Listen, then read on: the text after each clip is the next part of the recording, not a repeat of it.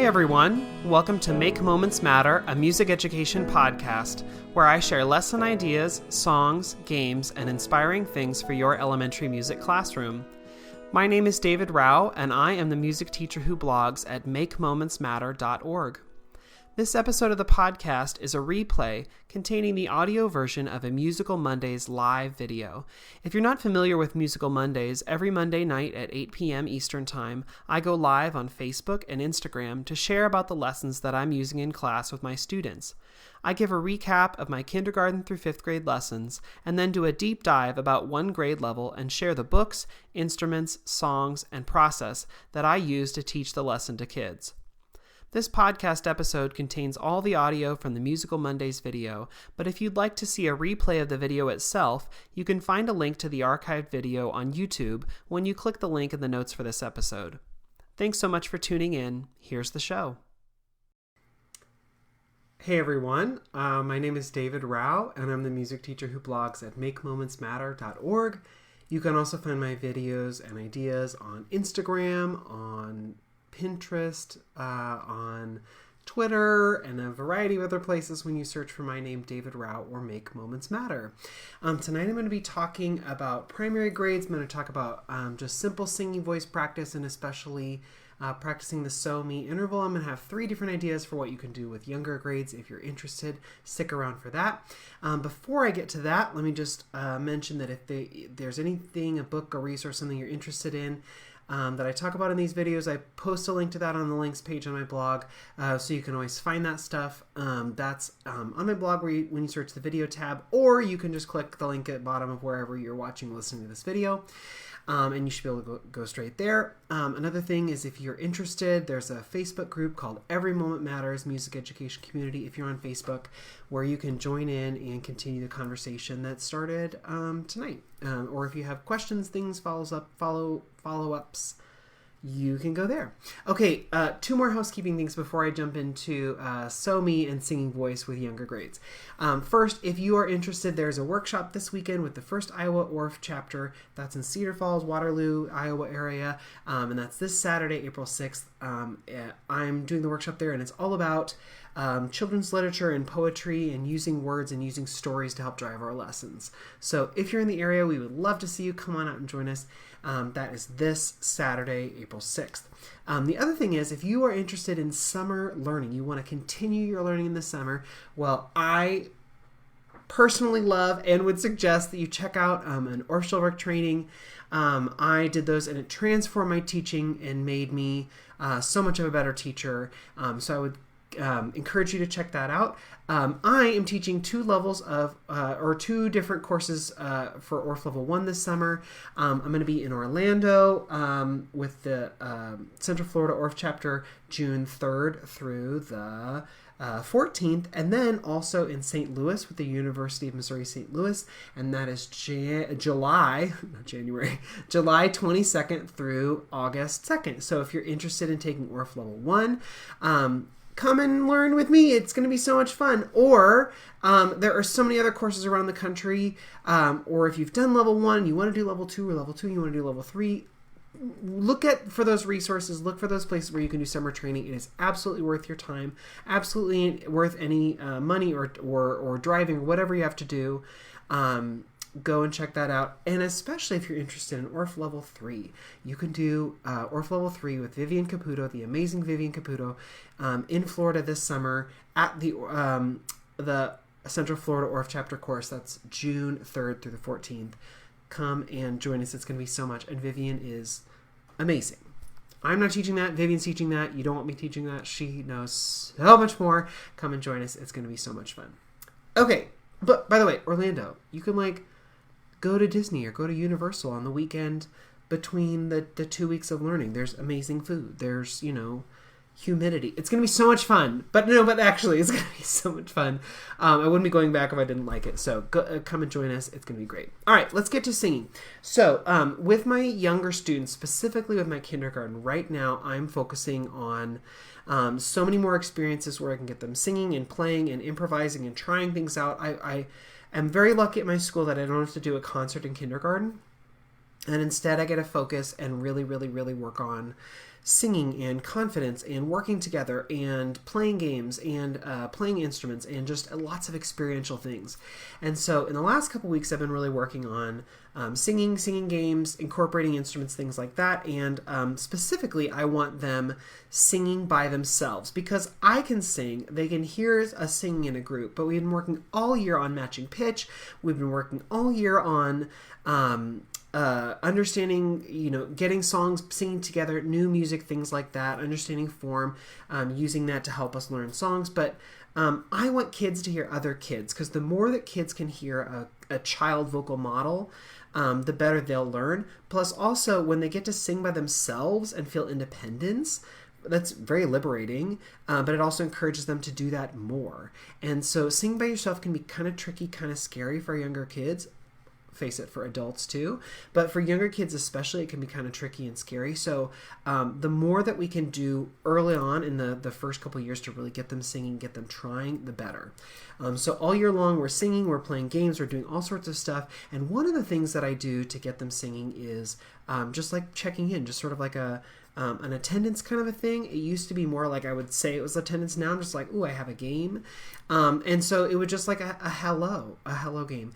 And I know a lot of you do stuff like this. Let me tell you about how I introduce my hello singing and hello game. So with my younger kids, especially at the beginning of the year, I'll say like, hello kindergarten. And I have them say, hello Mr. Rao, right? Because we're talking about like salutations and greeting one another. So like, hello kindergarten, hello Mr. Rao. And then I'll be like, hello kindergarten. And they'll have them go, hello Mr. Rao. And they'll say, hello kindergarten. And they'll be like, hello Mr. Rao. And I just try lots and lots of different ways, silly, funny things to get them echoing back with whatever model I'm doing.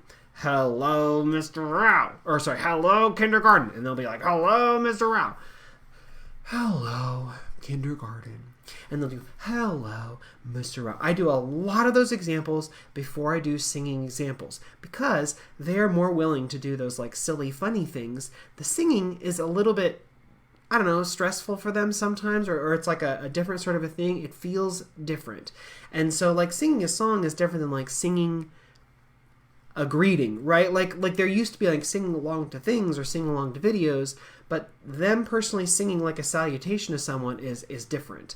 So I do a lot of spoken examples, whisper, like sad, happy, angry, robot voice, all sorts of things before I ever do singing. But eventually I do get to singing.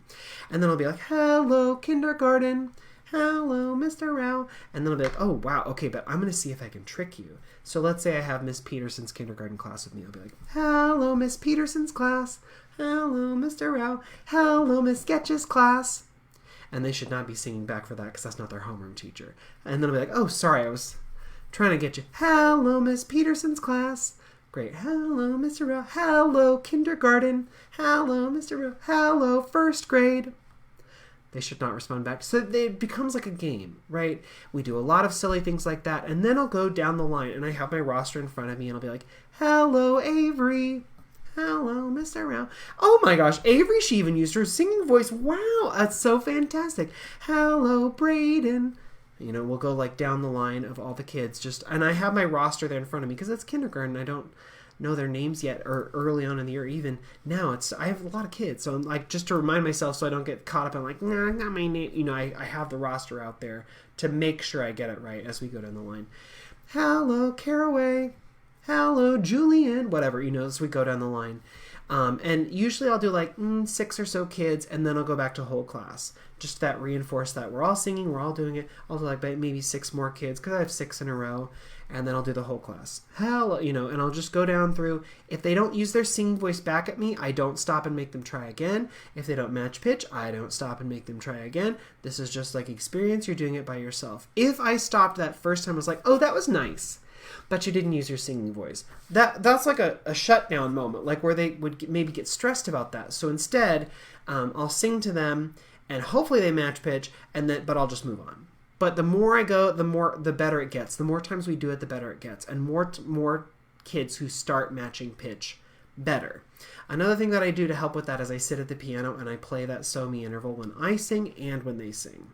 I don't sing Hello, Mr. Rao back to myself, right? But I do play the interval on the piano at least initially. And then by the end of the year, I'd sort of drop that out and I'll maybe just play like a C major chord or something, but I won't maybe play the interval while they sing. But that's like later on. Usually to start with, I'll sing them the greeting, I'll have them sing back, and when they sing back, I'll play So Me on the piano. That's just a simple, easy way to get started, and it's something they get so used to. If you do it in every class, 4 or 5 classes in, it'll be old hat. It'll be no problem at all. Usually the first time I go down the line, there are giggles, there's hesitation, there's whatever, but not by this point in the year, especially if you do it every class or you do it frequently every other class, something like that. If you want another stair step into that, you could do hello, Braden. Hello, Mr. L. Hello, Avery. Hello, Mr. Just have them match the tone of speaking voice or the style of speaking voice that you do. Hello, Jaden. Hello, Mr. L. Whatever. Just going down. That's another stair step if you want. But eventually my goal is I sing to them, they sing back. Okay, so that's a fun, easy way to do that. There's another game that's, okay.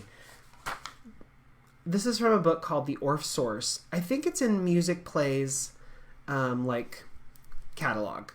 But I got it a long time ago, like a printable version or like a downloadable version that you can print. And this is from Orff Source Volume 2.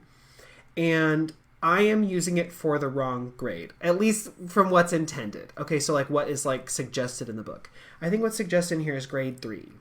Okay, so this is from Rob Amchin from a long time ago, and I'll tell you how he, see to do it, no, I am doing it wrong, or doing it differently. So there's this song called Number Concentration. It's number 10 in volume 2.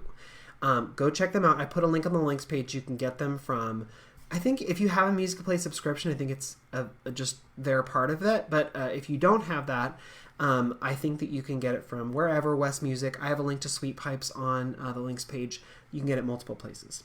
But the song is, don't forget your number, don't forget your name. When you're ready, start the game. So again, it's sort of like you sing to students and they sing back. And the idea, and this is why I think it's third grade, is if they don't sing back, it's elimination. It's like an elimination thing where they're out.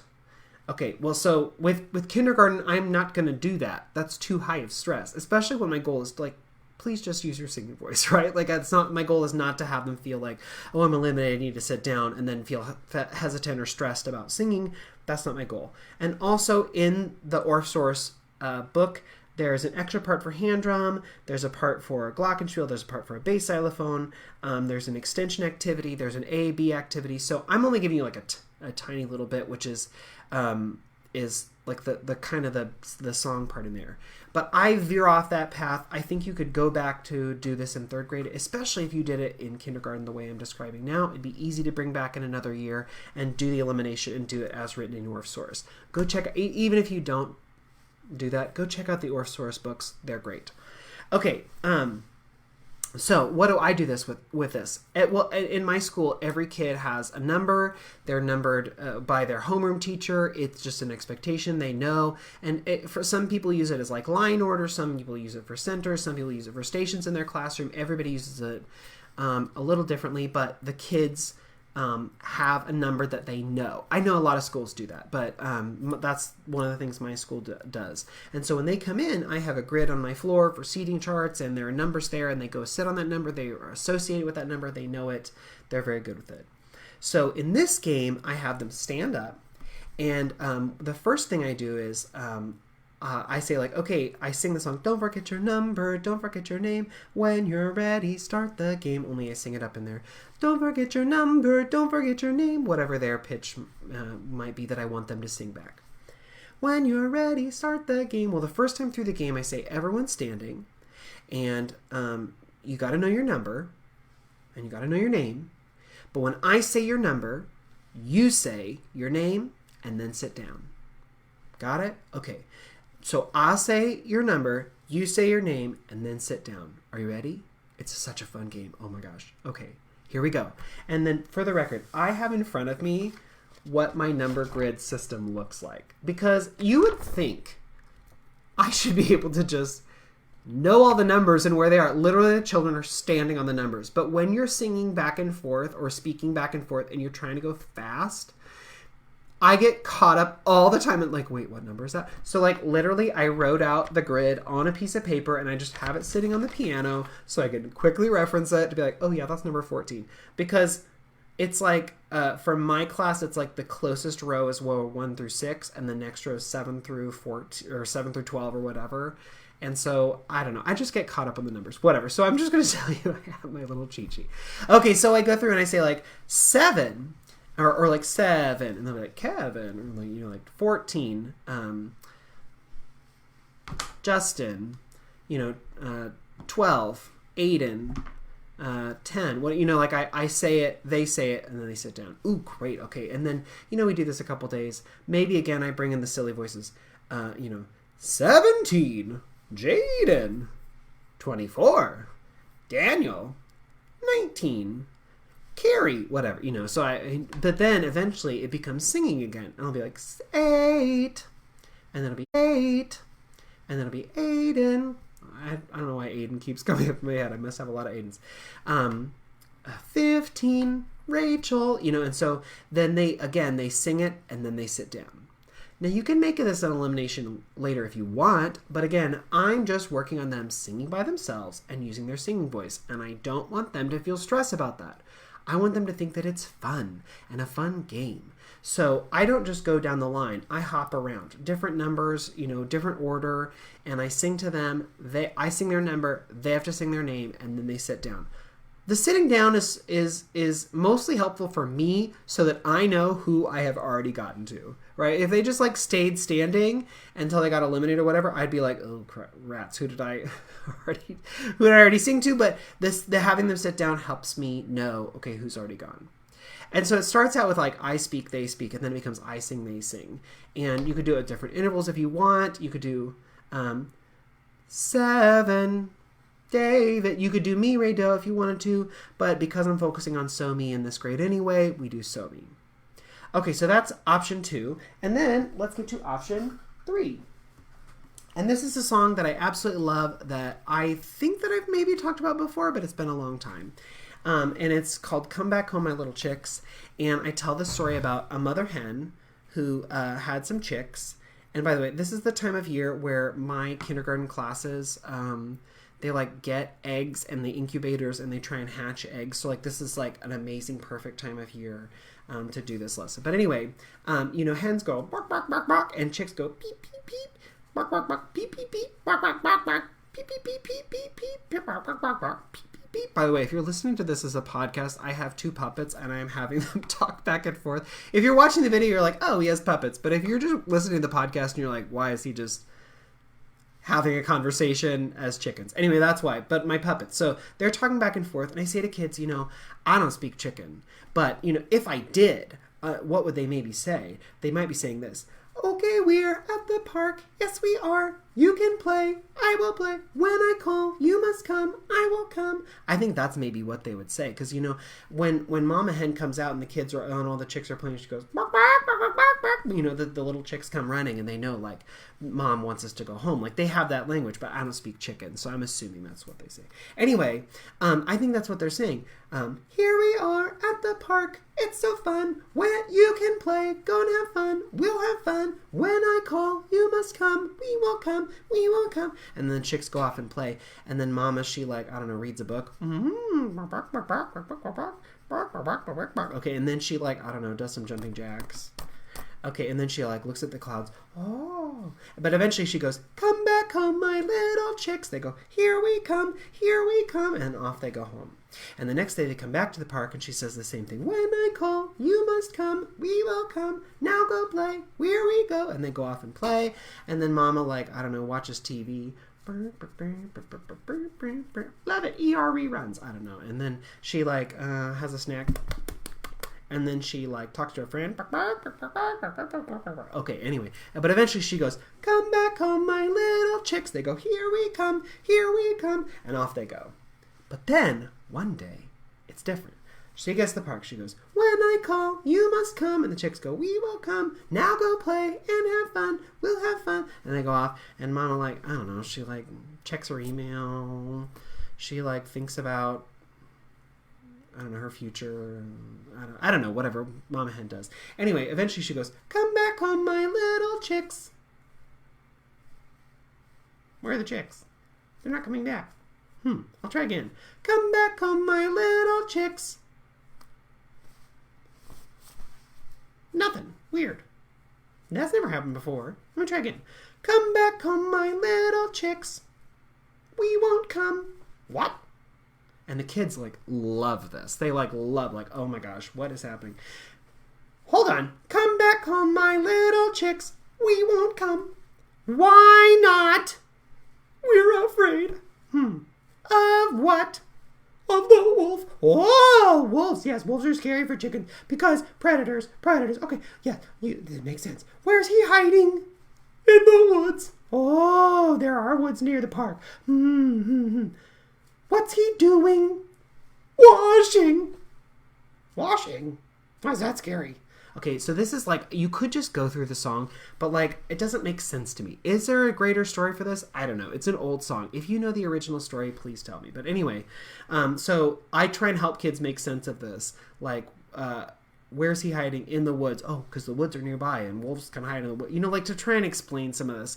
Plus also, I feel like if you explain a little bit, they remember it better when the game comes up. So anyway, okay, so what's he doing? Washing. Washing? Why is that scary? Maybe he's washing his hands so he can eat his lunch. Chicken nuggets!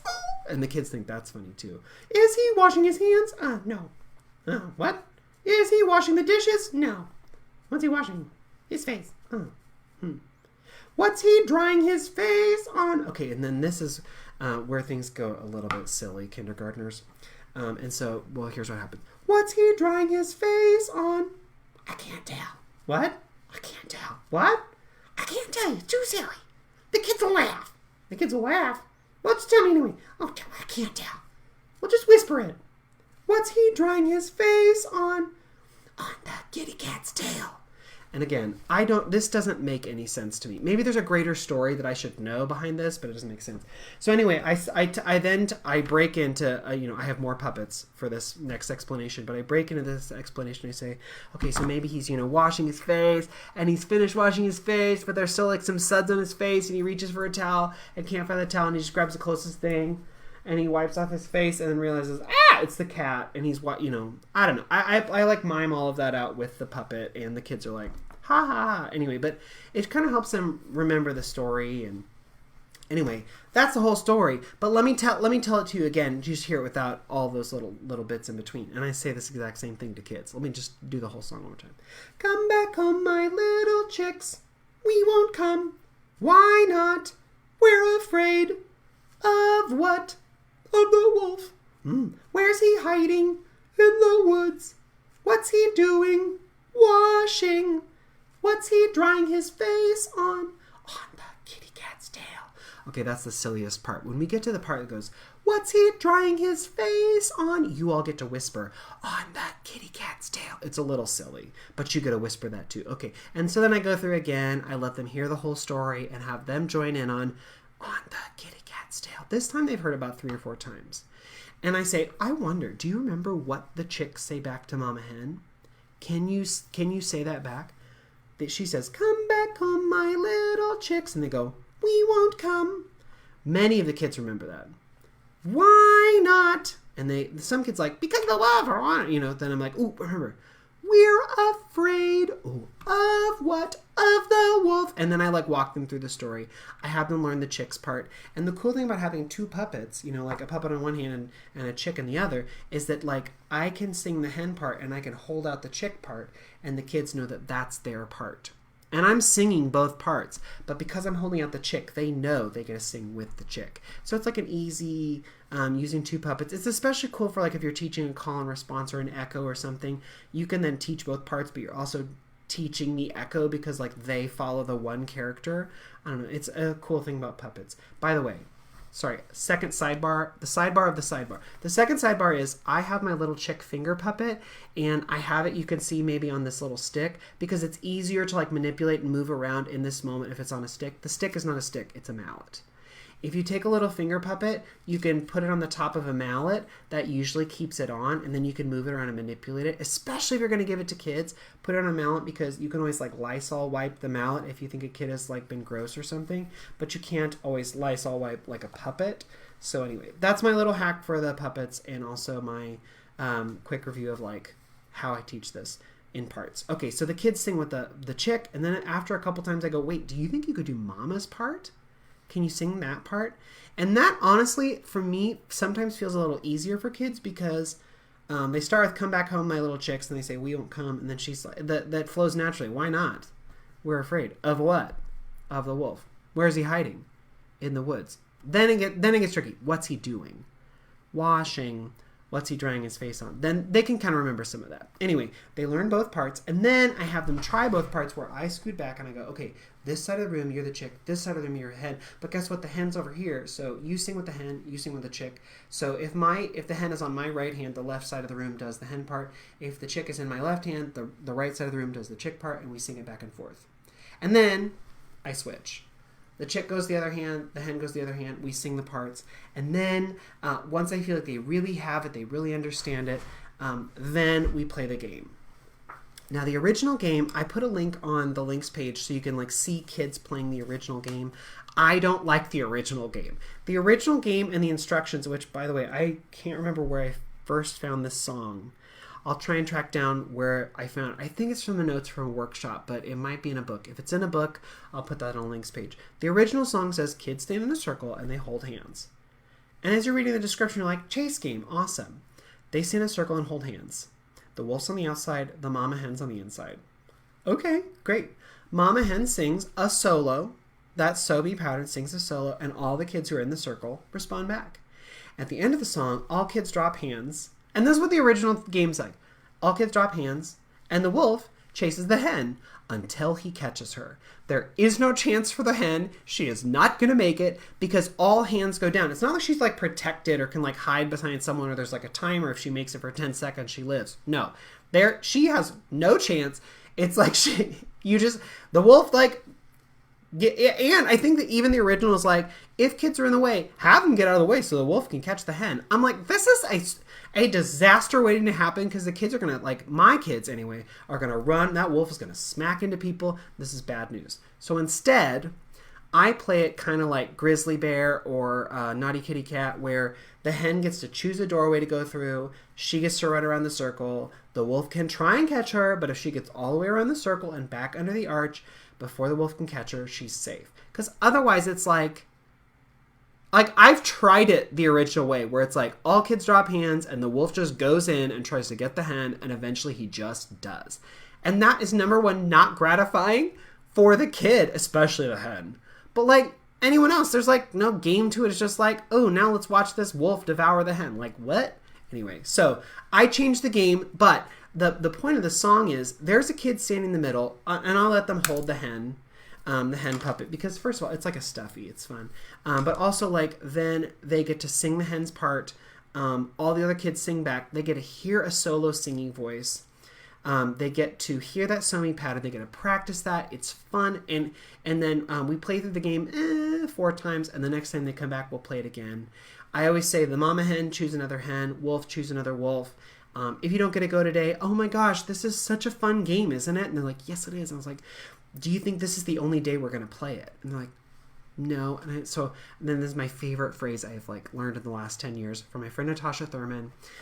When kids don't get to go, she says, oh, well, maybe next time. And she teaches them to say that. And so I have been using that the last like 4 years since I learned heard Natasha say that. And it has changed my classroom. I always say like, this is a super fun game, right? I'm like, yeah. Do you think it's the only day we're going to play it? No. So if you don't go today, are you going to cry? Are you going to scream? Going to be upset? No? What are you going to say? You're going to say, oh, well, maybe next time. And then you might get to go next time. How fun would that be?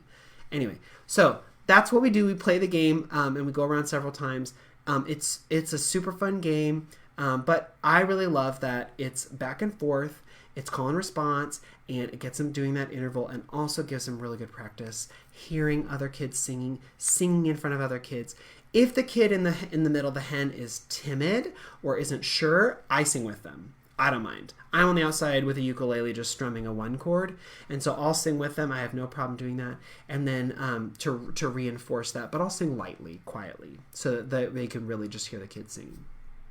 Okay, 3 ways to do So Me. First was just singing Hello, So Me, and I talked about the process of how I build into that. Then there's the number game, which again I talked about the process of how you might do that, starting with maybe speaking voice or different voices, and then building up to singing voice, and then Come Back Home, My Little Chicks.